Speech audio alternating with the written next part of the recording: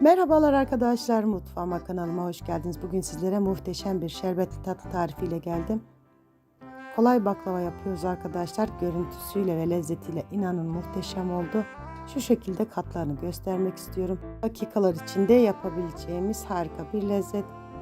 Lafı daha fazla uzatmadan tarifime geçiyorum ve iyi seyirler diliyorum. Öncelikle baklavamızın şerbetini yapmakla başlıyoruz. Çünkü baklavamız sıcak, şerbetimiz soğuk olacak. 3 su bardağı toz şekerimi tencereme aldım. Bardak ölçülerim normal klasik 200 milimlik su bardağı. Üzerine 3,5 su bardağı suyumu ilave ediyorum. Güzelce karıştırıyorum. Orta göz ocakta kaynamaya bırakıyorum. Kaynadıktan sonra 15 dakika daha kaynatıp üzerine 1 tatlı kaşığı kadar limon suyumu ilave edip soğumaya bırakıyorum. Evet, şerbetimiz soğarken biz de baklavamızın hamurunu hazırlıyoruz. Yoğurma kabıma klasik su bardaklarıyla 1 su bardağı ılık sütümü alıyorum. Üzerine 2 adet yumurtamı ilave ediyorum. Sütü ve yumurtayı şöyle güzelce bir çırptıktan sonra üzerine dolu dolu 2 yemek kaşığı sirke ilavesi yapıyorum. Üzüm sirkesi, elma sirkesi fark etmez. Şöyle yarım çay kaşığı kadar, tabiri caizse bir çimdik tuzumu atıyorum. Ve bir paket kabartma tozumu ilave ettikten sonra yarım çay bardağı suyumu alıyorum. Ve yarım çay bardağı da sıvı yağ ilavesi yaptıktan sonra sıvı malzemelerimi güzelce karıştırıyorum. Güzelce karıştırdıktan sonra unumu azar azar ilave ederek güzel bir hamur olana kadar yoğurma işlemine başlıyorum. Ben bu tarifim için toplamda 6,5 su bardağı un kullandım.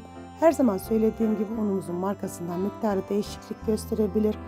O yüzden unumuzu azar azar kontrollü bir şekilde ekleyerek yoğurma işlemine başlayalım. Her zaman söylediğim gibi kaliteli bir hamur işi yapmak için kaliteli bir hamur yoğurmamız gerekmektedir. Evet, bu şekilde yoğurma kabında toparladım. Tekrardan tezgahıma alıyorum ve 2-3 dakika yine bu şekilde güzelce yoğuruyorum. Bu malzemelerden yuvarlak fırın tepsisiyle bir tepsi baklava çıktı arkadaşlar. Daha fazla yapmak isterseniz her zaman söylediğim gibi malzeme listemizi katlarıyla azaltıp çoğaltabilirsiniz. Evet, güzelce yoğurmuş olduğum hamurumu bu şekilde 2 eşit parçaya böldüm. Göz kararı parçalar kopartacağım ve mandalinadan daha küçük bezeler oluşturacağım. Bu şekilde tüm hamurlarımı beze haline getiriyorum ve tepsime alacağım. Evet arkadaşlar, siz videomu izlerken benim de sizden ufacık bir ricam olacak. Sizinle ilk defa bu videoda karşılaşıyorsak bu ve bunun gibi güzel tariflerim için kanalıma ücretsiz bir şekilde abone olmayı ve yepyeni tariflerimden haberdar olmak için bildirim zil sesini açmayı unutmayın lütfen. Kanalımı büyütüp çok güzel bir yerlere gelmek adına sizin desteklerinize çok ihtiyacım var. Ve ben sizin destekleriniz sayesinde kanalımı büyütüp çok güzel bir yerlere geleceğine gönülden inanıyorum. Ayrıca beğenmiş olduğunuz videolarımı sosyal medya hesaplarınızdan dostlarınızla ve arkadaşlarınızla da paylaşarak bana destek olabilirsiniz. Şimdiden destekleriniz için çok ama çok teşekkür ediyorum. Evet, yapmış olduğum bezeleri kenara aldım. İlk yapmış olduğum bezeden başlayarak bu şekilde tatlı tabağı büyüklüğünde açıyorum ve kenara alıyorum. Açmış olduğumuz bezeleri tekrardan beşer beşer açacağız arkadaşlar. O yüzden hamurumuzu beze yaparken 5 ve katlarıyla yapalım lütfen. Bu şekilde tatlı tabağı büyüklüğünde bezelerimi açıyorum. 5 adet açtığım bezemin arasına bol bol nişasta ilave ediyorum ve 5 adet bezemi üst üste koyuyorum. Bir kenara dinlenmeye alıyorum. Bütün hamurlarım bitene kadar bu işleme devam edeceğim. Ben baklavalarımı açmak için buğday nişastası kullandım arkadaşlar. Siz dilerseniz mısır nişastası da kullanabilirsiniz. Tabii benim tercihim her zaman bu tür baklavalarda buğday nişastasından yana. Evet, bu şekilde 4 adet bezimi üst üste koydum ve kenara alıyorum. Üzerine naylonla kapatıyorum kurumaması için. Ve diğer hamurlarımı da aynı şekilde aralarını unlayarak koyuyorum. Hamurlarımı 5 ve katları olacak şekilde ayarladım arkadaşlar. Birini sadece 4 yaptım. Daha sonrasında o bir tane kalan hamurumu ne yaptığımı size göstereceğim. Evet, böyle bir naylon poşet kullandım arkadaşlar. Aralarına gelecek şekilde beşer beşer ayarlıyorum ve açmış olduğum hamurlarımı 10-15 dakika dinlendiriyorum. Dinlendirmiş olduğum hamurlarımı bu şekilde alıyorum tezgahımın üzerine. Yapışmaya meyilli olan bölümlerine tekrardan nişasta serpiştirerek bu şekilde açıyorum. Açabildiğiniz kadar açın arkadaşlar. Kalın olmaması için bu şekilde. Önce oklavayla açtım, sonra merdaneyle açma işlemine devam ettim. Açabildiğim kadar açtım arkadaşlar. Ben baklavam için ince kıyılmış ceviz kullandım. Siz dilerseniz fındık içi falan da kullanabilirsiniz. Evet, görmüş olduğunuz gibi çok güzel bir şekilde açtım arkadaşlar. Kenarlarında fazlalıkları bu şekilde bir rulet yardımıyla alıyorum.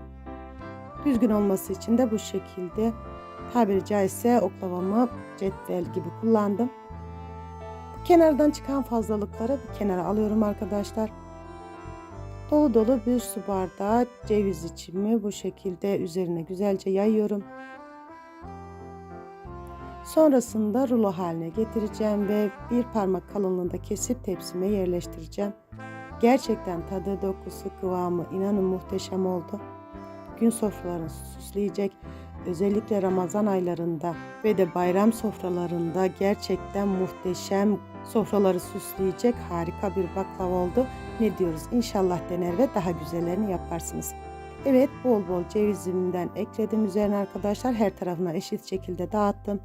Ve şekilde görüldüğü gibi bir parmak kalınlığında kesiyorum. Kesmiş olduğum baklavalarımı fırın tepsime yerleştiriyorum. Başta da söylediğim gibi bu malzemelerden tam dolu dolu bir fırın tepsisi tatlı çıktı arkadaşlar. Evet, görmüş olduğunuz gibi bütün hamurlarım bitene kadar bu işleme devam ediyorum. Kenarlarından artan hamurları değerlendireceğim. Asla atmıyorum. Bu şekilde tepsime yerleştiriyorum ve kalan hamurlarıma da aynı işlemi uygulayacağım. Her zaman söylediğim gibi tadından, dokusundan, lezzetinden, kıvamından emin olmadığım hiçbir tarifi sizinle paylaşmıyorum. Tüm tariflerimi anlaşılır ve de pratik bir şekilde vermeye çalışıyorum. Şayet unutmuş ve atlamış olduğum bir bölüm varsa videomu yorumlar kısmından ulaşırsanız yorumlarınızı gördüğüm an dönüş yapıyorum. Evet, videomun bu bölümüne kadar gelen sevgili takipçilerimden videomun yorumlar kısmına bir çiçek, bir böcek emoji nokta dahi olsa bir yorum bırakmanızı rica ediyorum. Gerçekten sizin yorumlarınızı görmek beni çok mutlu ediyor arkadaşlar. Şimdiden teşekkür ediyorum. Evet, en son ayırmış olduğum bir adet bezem vardı. Bu şekilde güzelce açtım. Diğer kesmiş olduğum hamurlarımın kenarlarından artan parçaları bu şekilde yufkamın içine yerleştiriyorum. Üzerine ceviz saçıp aynı rulo haline getirip kesip tepsime yerleştireceğim. Bu şekilde asla hamurlarımızı ziyan etmiyoruz.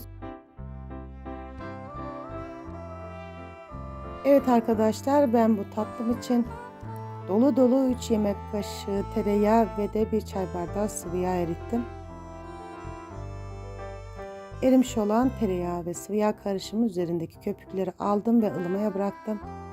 Ben baklava tariflerimde asla sıcak yağ kullanmıyorum arkadaşlar. Sıcak yağı baklavamızla buluşturduğumuz zaman içerisini çekmeden hızlı bir şekilde pişme oluyor. O yüzden içerisi hamur kalıyor. Mutlaka baklavamızın üzerine dökmüş olduğumuz yağın ılık ya da soğuk olmasına dikkat edelim. Evet, görmüş olduğunuz gibi son baklavalarımı da tepsime yerleştiriyorum ve eritmiş, soğutmuş olduğum yağımla buluşturuyorum. Ben bu tatlımı 200 derece fırında 25 dakikada pişirdim arkadaşlar. Her zaman söylediğim gibi fırınımızın marka ve kalitesine göre pişirme süresi uzayıp kısalabilir. O yüzden tatlılarımızı kontrollü bir şekilde pişirmeye özen gösterelim. Evet, tatlılarımı yağ ile buluşturuyorum ve fırına pişmeye gönderiyorum.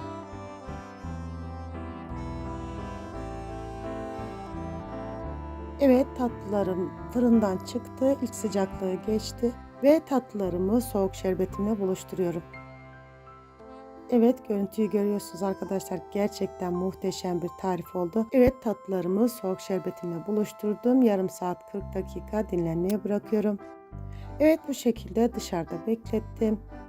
Yarım saat 40 dakikanın sonunda tatlılarım güzelce çekti şerbetini ve sıra geldi tatlılarımın kıvamını paylaşmaya. Gerçekten kıvamıyla, lezzetiyle ve görüntüsüyle muhteşem bir tarif olduğunu düşünüyorum.